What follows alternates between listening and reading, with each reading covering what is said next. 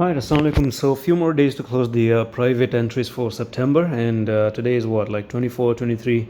Yeah, so this you just have the end of the month for joining. And yesterday in this private sector, I've been talking about how the market is living. I'm just going to show you some of the things this month that I've been doing on the signals.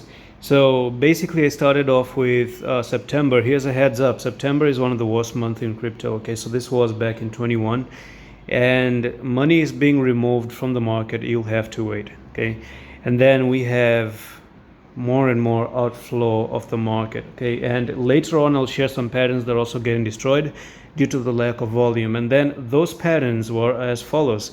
So these are some of the patterns that fail due to lack of volume and money being cashed out. Now here's one thing: do not think it's the end yet, and blah blah blah. And here are the few images that had happened. Now this was one of a setup that you had resistance there, resistance here, and you can see how bad of a fake out that happened, but it still failed and went down, and I knew it's gonna go down, so because the money is getting out of the market again. Now this one actually again made some fake outs here and then went to the downside.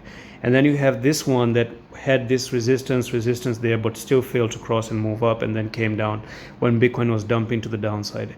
And this another news we got is that Circles USDC lost another $195 million in value.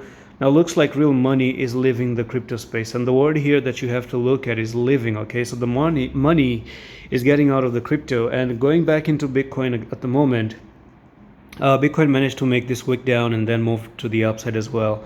Now, for some reason, the 4-hour time frame is really down. Okay, so we are at the historical buying level of the 4-hour time frame. Now, before we even try to see Bitcoin raining down like this, it could be time we see a little bit of a push to this trend line. I can expect that to happen. The reason being is, number one, you have a regular bullish divergence on Bitcoin. So you're moving sideways right now for Bitcoin, and the RSI is moving to the upside. But however, in my opinion, if you close below this wick down here, move down below 24,800 and bounce back up, rejection, then you're looking for a move down for Bitcoin all the way to $22,000. Okay, and eventually, in my opinion, you can get 20,000, but not this month. Okay, this month in August, I think you might be looking at Bitcoin to push a little bit up like this, maybe take some stop loss, get rejection here, because again, there's a trend line that has been lost, and when you lose a trend line, you have to retest and backtest things. So if I show you this trend line right now,